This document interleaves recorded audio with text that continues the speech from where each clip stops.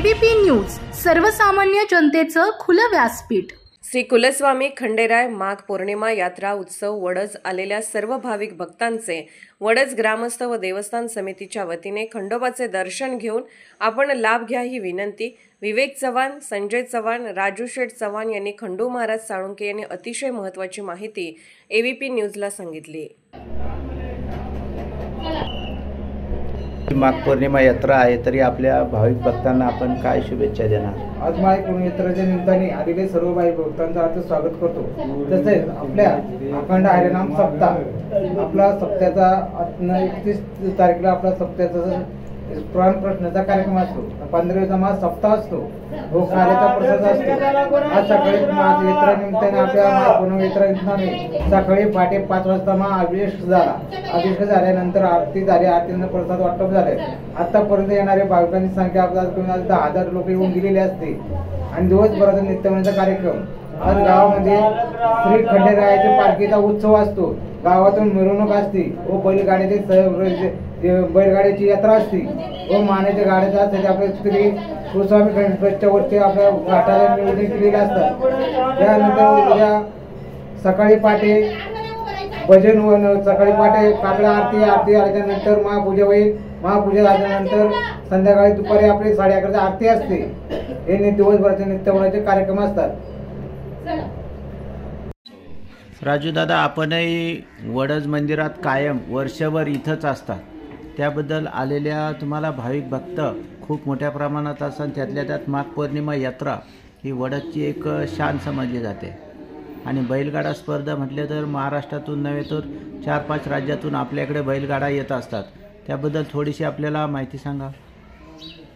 उभ्या महाराष्ट्राचं कुलदैवत असणाऱ्या कुलस्वामी खंडेरायाच्या या माघ पौर्णिमा यात्रा उत्सवानिमित्त अतिशय लाखोच्या संख्येने भाविक या ठिकाणी दर्शनासाठी येत असतात आणि आपला कुलस्वामी खंडेराया हा जागृत आणि नवसाला पावणारा असा खंडेराया आहे। आणि माघ पौर्णिमेची जी बैलगाडा शर्यत आहे ती आपल्या घाटावरती अतिशय 1 नंबरची शर्यत भरते आणि नामांकित असे गाडा बैल त्या ठिकाणी येतात। गाडा मालक आपला आनंद त्या ठिकाणी घेतात, शर्यतीमध्ये भाग घेतात आणि या ठिकाणी देखील आमचे अध्यक्ष विवेकदादा चव्हाण असतील, उपाध्यक्ष आपले संजूनाना आहेत, विश्वस्त मंडळे आहेत, सर्वांच्या सहकार्याने सर्वांच्या मेहनतीने या ठिकाणी देवस्थानमध्ये अगदी मनापासून लक्ष देऊन आलेल्या भाविकांच्या दर्शनाची व्यवस्था असेल, त्याचबरोबर पाण्याची व्यवस्था असेल, पार्किंगची व्यवस्था असेल, ही सर्व अगदी अतिशय उत्तम केलेली आहे।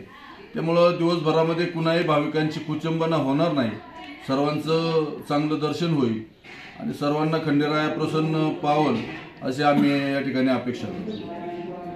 विवेकदादा, आपण माघ पौर्णिमा यात्रेनिमित्त मुंबई, पुणे आणि महाराष्ट्रातून आलेल्या भाविक भक्तांसाठी काय शुभेच्छा द्याल? आणि ही वडजचा खंडोबा हा महाराष्ट्रात नव्हे तर पूर्ण जगाच्या पाठीवर आपले नाव कोरलेले आहे, त्यानंतर तुम्ही आता बघतच आहात, त्याबद्दल आलेल्या भाविक भक्तांसाठी काय संदेश द्याल?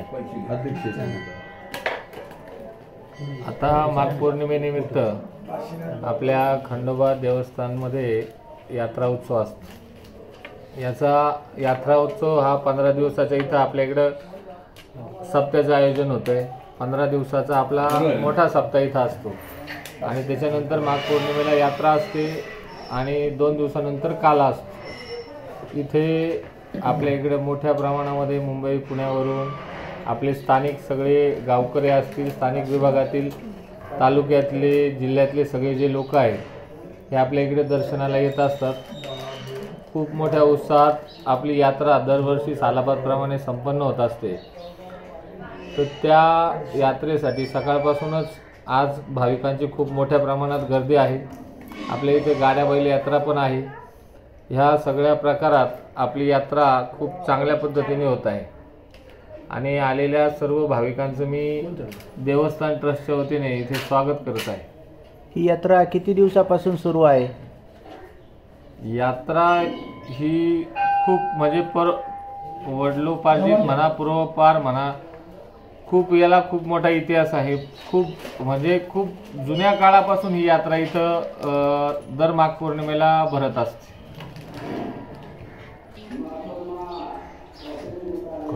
खंडोबा हा आपल्या गावचा आहे आणि त्याच्यात काय होतं, भक्तांना पावणारा खंडोबा आहे. आपला ॲक्च्युली मूळ स्थान हे पालीचं आहे, पण आपले जोग दावा बसल्यानंतर खंडोबा खाली आले का भक्तांनी आणलेला आहे. त्यामुळं ना सार्वजनिक माघ पौर्णिमाच्या निमित्ताने लोक इथे येत असतात. देवाचं दर्शनासाठी तळी भंडार करतात. महाराष्ट्राचे सर्वमान्य दैनिक समर्थ गावकरी अहमदनगर, पुणे, नाशिक, जळगाव, धुळे, नंदुरबार, सोलापूर, कोल्हापूर, सांगली, सातारा, मुंबई, ठाणे, पालघर, रत्नागिरी, रायगड, सिंधुदुर्ग, नांदेड, उस्मानाबाद, बीड, औरंगाबाद, नागपूर, गडचिरोली, भंडारा, गोंदिया, अकोला, यवतमाळ, बुलढाणा येथून एकाच वेळी प्रसिद्ध होणारे एकमेव दैनिक सर्वसामान्य जनतेचे खुले व्यासपीठ. संपादक आहेत विश्वासराव आरोटे. मोबाईल नंबर आहे 9423 38 85 08. दुसरा मोबाईल नंबर 9423 46 72 72. तिसरा मोबाईल नंबर 75 88 15 0001. वेबसाईट आहे sgavkari.com. मेल आयडी आहे akl gavkari@gmail.com.